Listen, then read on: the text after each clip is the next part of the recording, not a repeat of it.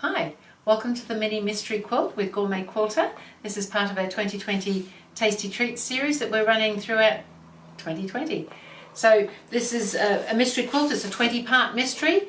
So there's a pattern that you can purchase through GourmetQuilter.com for the mini mystery, and each day for 20 days you receive a download of the next set of instructions. And we're doing really well. We are up to part 12, so well on our way to solving this mystery.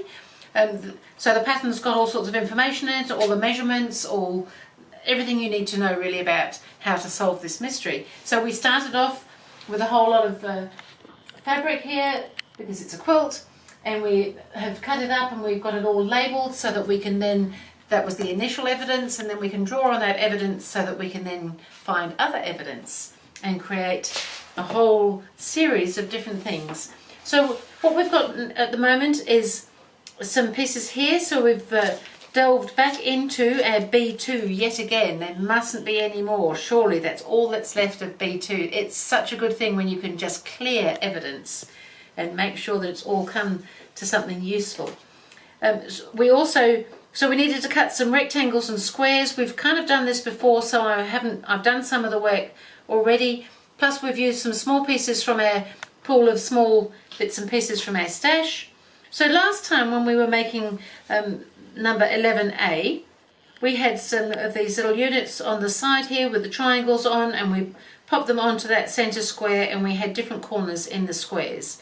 So this block that we're doing, really, when you're uncovering evidence, it's kind of all about how you perceive it. It might be a little colour change, it might be a positional change, all sorts of things like that. But really the elements might all look the same. So we've got our little units like this, we've got corner squares, they just happen to be the same colour as that piece this time. And so what we're going to do this time is effectively turn these units around. So I've made them here, I've got a centre square here, and when we turn them around and use a colour like this, we end up with, instead of a unit that looks like this, we end up with a very cute little star. So how amazing is that? And all we did was turn things around and move the colours around. So we're going to go ahead and make up this little block here. So that was 11A there, we're making number 12. So we just need to pop one of these on either side. So where here we had that point out to this outside edge, this time we're having the point towards that centre square. So we'll go ahead and get them all put together.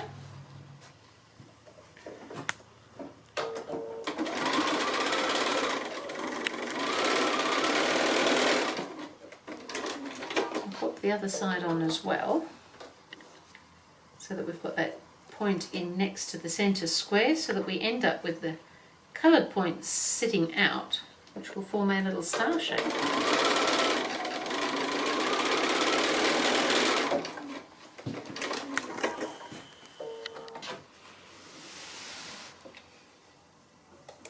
So we'll press that, because that point's going in and there's a bulky seam there, we'll press it towards that centre there.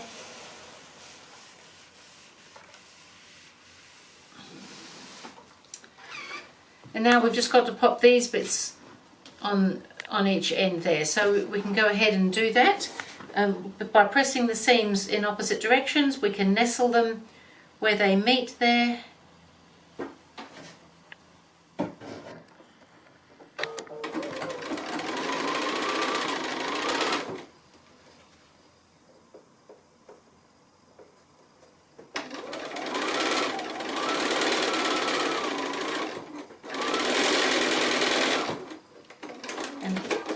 When we pop this one on, by having this side up, we can see where our point is, so that we can sew it so that our point comes out as reasonably as possible.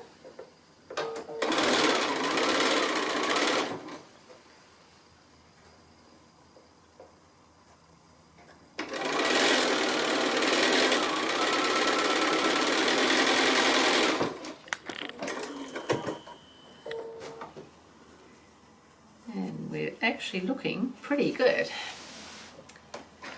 So now we just need to press it. So I'm going to press the seams in towards the centre square, again because of that bulk of the point. We'll want to resist a little bit because of those other points, but gentle encouragement goes a long way.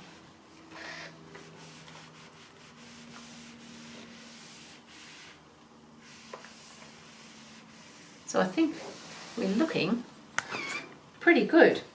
So amazing that the same components, different colours, different positions, can give you such different results. So it's such a good exercise, and we can label that one 12A, as we've been labelling all our evidence so that we can find it again and we can bring it together with other evidence if that seems to be necessary later on. So that was it for part 12, and I will see you again with part 13.